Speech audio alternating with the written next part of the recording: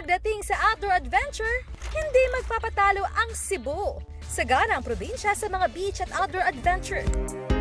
Gaya sa bayan ng Mualbual. Certified summer call ito dahil sa ganda ng dagat, tinong buhangin at mga resort at hotel.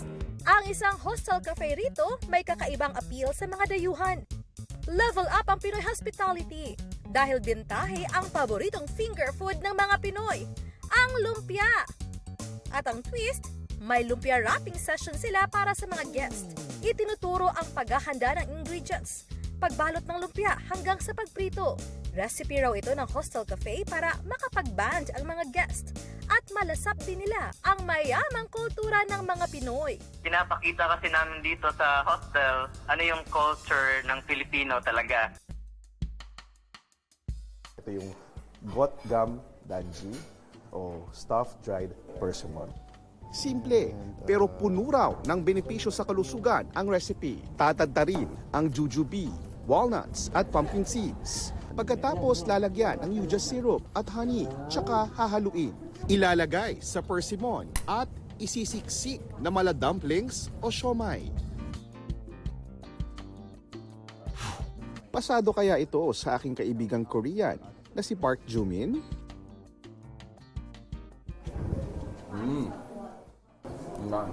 Nice, really? Kung gabi ang food trip, favorite picnic spot ng Koreans ang tabi ng Han River. Perfect sa lamig ang paboritong noodles sa K-drama, ang jjajangmyeon. Pwede ring mag-hot ramyun noodles habang nanonood ng Rainbow Fountain Show sa Banpo Bridge. Ang matinding init na idinarain ng marami, biyaya para sa iba. Singtindi ng sikat ng araw ngayon ang daing business ni Javel at Geraldine. Dahil po hindi po binilad po namin yan, masisira po yan. Tuyo talaga po yung para hindi magkaamoy yung tuyo. Ang mga isdang pinatuyo, titimbangin, irerepak at ibebenta ng 50 to 100 pesos kada tumpok. Sa puhunang 5,500 pesos, mahigit 7,000 pesos nakita ang balik. Tsagaan lang po talaga kasi diyan po kami kumukuha ng pangkabuhayan eh. Pampawi ng init ang negosyo ng college student na si Justin Cadar at partner niyang si Hana. Sa palengke sa General Santos City, dinudumog ang kanilang ice cream. Pero ang pinakamabentang refreshment nila, dragon fruit juice. It's giving healthy at refreshing dahil homemade pa ito. Wala ni siya sagol nga magic sugar o food coloring. Pure good ta nga makaayo gid sa kalawasan.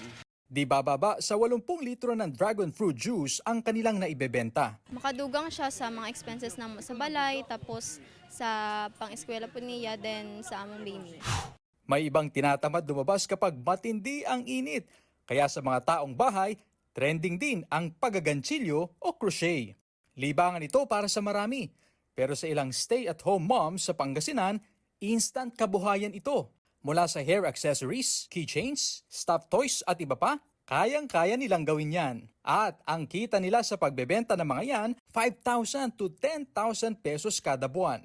At dahil chill lang ang crochet business, ang mamis na kinakarir ito, tila may work-life balance. Actually, very beneficial po siya sa amin bilang mga nanay, especially ngayon na ang hirap kumita, pero thankfully enough, meron kaming ganitong klaseng talent na nakakapag-provide at nakakapag-help sa mga husband namin.